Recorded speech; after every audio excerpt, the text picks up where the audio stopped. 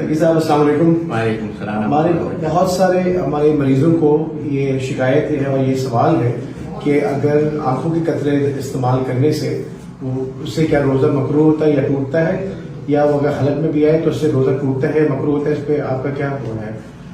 آنکھ میں کوئی بھی قطرہ ڈالنے سے یا دوا ڈالنے سے روزہ نہیں ٹوٹتا. اور جو حلق میں تھوڑا سا اثر محسوس ہوتا ہے بعض اوقات، تو وہ در حقیقت مسامات کے ذریعے ہوتا ہے. اور مسامات کے ذریعے کوئی چیز اندر جاتی ہے تو اس سے روزہ نہیں ٹوٹتا، بلکہ روزہ اس سے ٹوٹتا ہے کہ جو اللہ تعالیٰ نے غذا کے اندر جانے کے جو قدرتی راستے رکھے ہیں ان سے اگر کوئی چیز اندر جائے گی، حلق میں جائے یا پیٹ میں جائے، اس سے روزہ ٹوٹتا ہے.